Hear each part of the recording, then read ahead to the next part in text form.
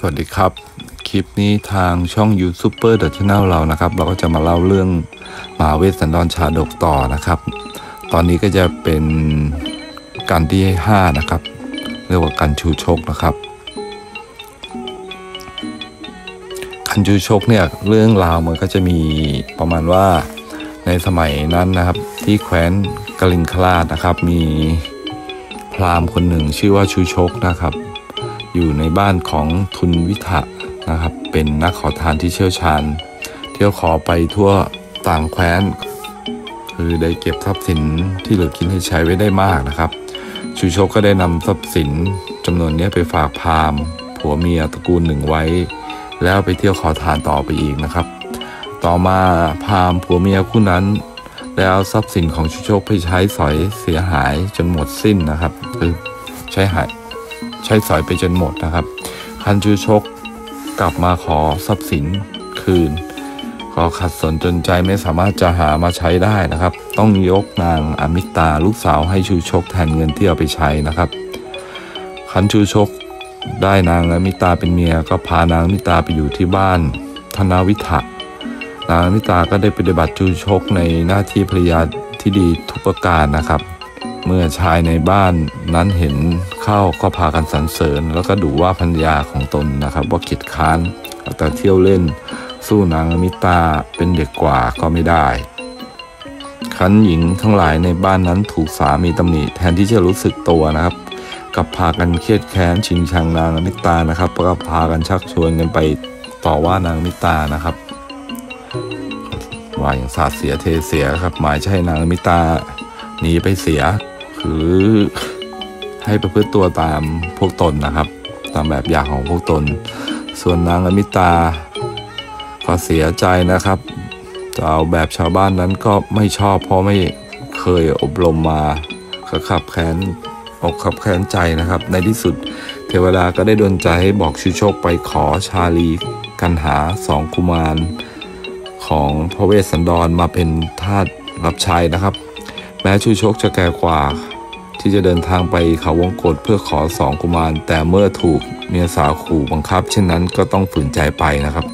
ในที่สุดก็ชูชกก็หอบร่างแก่ไปถึงนครสีพีนะครับเมืองของพระเวสสันดรเพราะความลุกลี้ลุกลนนะครับใครจะเดินทางไปถึงพระเวสสันดรโดยเร็วทำให้ชูชกขาดความรอบคอบไม่เหมือนคราวก่อนที่เดินทางมาขอทานนะครับเห็นกลุ่มชนที่ได้เป็นถามถึงที่อยู่ของพระเวสสันดรพร้อมทั้งแนวทางที่จะเดินทางไปถึงที่หมายนะครับเส้นทางที่จะไปหาพระเวสสันดรนั่นแหละครับชาวเมืองสีพีเกียรติหน้าขอทานเป็นทุนอยู่แล้วดังนั้นก็พากันโห่ไล่นะครับแล้วก็ด่าทอชูชกว่าเจ้ามาเบียดเบียนพระเวสสันดรด้วยให้เท้าเธอพระราชทานจนเกินไปจึงถูกขับไล่พระชายาพระโอรสให้ออกไปอยู่เขาวงกฏแล้วจะยังกลับมาเอาอะไรอีกพากันถือไม้ถือขอนก้อนดินขับไล่ชูชกเข้าป่าไปนะครับฝ่ายชูชกหนีจากเมืองสีพีที่ถูกขับไล่ไปทางเขาวงกฏขณะเดินทางลัดล้อไปนะครับก็ถูกสุนัขของเจตบุตรไล่ล้อมได้หนีขึ้นต้นไม้ไปนั่งคาอยู่บนต้นไม้นะครับแล้วก็ร้องไห้รำพันถึงพระคุณของพระเวสสันดรเป็นอย่างมากฝ่ายเจตบุตรพานนะครับเจ้าของสุนัขติดตามมาเห็นชูชกอยู่บนต้นไม้ก็ไม่แน่ใจว่าชูชกจะมาร้ายคือคงจะไปขอพระนางมัตสีหรือพระโอรสเป็นแน่ขอพันคิดว่าจะต้องฆ่าเสียจึงเดินเข้าไปใกล้พางน้าวหน้าไม้ขึ้นนะครับพร้อมที่จะยิงไปใส่ชูชกนะครับพร้อมกับร้องสันทับว่าพามพวกแกเบียดเบียนพระเวสสันดรด้วยพระราชทานเกินไปจนต้องถูกขับไล่จากแคว้นของพระองค์เสด็จไปอยู่เขาวงกฏมนุษย์บัดซบอย่างแกยังจะติดตามมาเบียดเบียนพระโอรสอีกเหมือนนกยางย่องตามหาปลาฉะนั้นข้าจะไม่ไว้ชีวิตแกจะยิงให้ตายด้วยหน้าไม้นี้ชูชกตกใจกลัวตายครับจึงได้ออกอุบายหลอกเจตบุตรพร้อมด้วยขู่ว่าช้าก่อนเจตบุตรข้าเป็นพราหมณ์เป็นราชทูตซึ่งใครไม่ควรจะฆ่าจงฟังข้าก่อนบุคคลไม่ควรฆ่าราชทูตนี้เป็นประเพณีมาแต่เก่าแก่นะครับเขาบอกว่าดูก่อนเจตบุตรบัดนี้ชาวเมืองสีพีหายขัดเคืองแล้ว พระชนกก็ปรารถนาจะพบพระเวสสันดรปิโยรสนะครับพระชนนี้ก็ชราในตาก็มืดมนท้าเธอให้ข้าเป็นราชทูตมาเชิญพระเวสสันดรพระโอรสกลับฉะนั้นเจ้าจงบอกแก่ข้าว่าบัดนี้พระเวสสันดรอยู่ที่ไหนคือเนี่ยหลอกนะครับหลอกพานเจตบุตรนะครับพานเจตบุตรก็ดีใจหลงเชื่อในคำลวงของชูชกเชื่อว่าชูชกเป็นราชทูตพระเจ้ากรุงสัญชัยจริงๆที่จะให้มาเชิญพระเวสสันดรกลับจริงจึง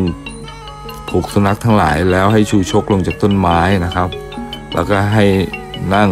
ที่มีใบไม้ลาดให้พดเพื่อหาอาหารให้กินนะครับแล้วก็คุยกับชูชกว่าท่านพราหมณ์ลุงเป็นราชทูตมาเชิญพระเวสสันดรที่รักของข้าจะให้กระบอกน้ำผึ้งเนื้อย่างแก่ลุงข้าจะบอกสถานที่พระเวสสันดรประทับอยู่ให้หลอกจนสำเร็จนะครับในที่สุดผ่านเจตบุตรก็บอกทางส่วนอานิสงส์ของผู้บูชากันชูชกก็จะได้บังเกิดในตระกูลกษัตริย์นะครับประกอบด้วยสมบัติอันงดงามกว่าคนทั้งหลายนะครับจะเจรจาปราศัยก็ได้ไพเราะสนอโสดนะครับแม้จะได้สามีภรรยาบุตรธิดาก็ล้วนแต่มีรูปทรงงดงามสอนง่ายนะครับได้ลูกสอนง่ายนะครับได้เมียดีนะครับตัวละครสะท้อนถึงคุณธรรมชูชกเป็นตัวอย่างของคนมัธยัสถ์นะครับเขารู้จักเก็บหอมรอมริบรักครอบครัวแต่มีนิสัยเจ้าเล่ห์เพทุบายนะครับนิสัยไม่ดีเต็มไปด้วยโลภะโทสะและโมหะติดอยู่ในกามคุณนะครับเข้าลักษณะว่าอัวแก่กินหญ้าอ่อนนางอมิตาเป็นตัวอย่างของลูกที่อยู่ในโอวาทนะครับกตัญญูต่อบิดามารดาเป็นภรรยาที่ดีของสามีแต่ไม่มีความเป็นตัวของตัวเองนะครับส่วนข้อคิดประจำกันนะครับข้อที่หนึ่งคือของที่รักและหวงแหนที่โบราณห้ามฝากผู้อื่นไว้ก็คือเงินม้าเมียยิ่งน้องเมียห้ามฝากเด็ดขาดครับอันตรายมากข้อสองคือภรรยาที่ดีย่อมไม่ย่อหย่อนต่อหน้าที่ข้อสามนะครับของไม่คู่ควรย่อมมีปัญหานะครับตำราหิโตปเทศกล่าวว่าความรู้เป็นพิษเพราะเหตุที่ไม่ใช่อาหารเป็นพิษเพราะเหตุไฟธาตุไม่ย่อยนะครับประสาทเป็นพิษสำหรับทุกขตะนะครับเมียสาวเป็นพิษเพราะผัวแก่ฉะนั้นไม่ควรลี้เป็นผัวแก่ที่คิดจะเคี้ยวหญ้าอ่อนนะครับก็อย่าฝากของมีค่าของสำคัญหรือของหวงแหนไว้กับผู้อื่นนะครับในการชูชกเนี่ยก็ประดับด้วยพระคาถาทั้งหมด79พระคาถานะครับส่วนเพลงประจำกันก็คือเพลงเส้นเล่านะครับซึ่งใช้ในการเทศมหาชาตินะครับสำหรับคลิปมหาชาติชาดกนะครับในกันที่5คือกันชูชกนะครับของทางช่อง YouTube Channel เราก็คงมีประมาณนี้ครับก็ฝากเพื่อนๆกดติดตามกด Subscribe ด้วยนะครับเดี๋ยวเราจะเล่าต่อจนครบทั้ง13กันนะครับสำหรับคลิปนี้ก็มีประมาณนี้ครับขอบคุณมากครับสวัสดีครับ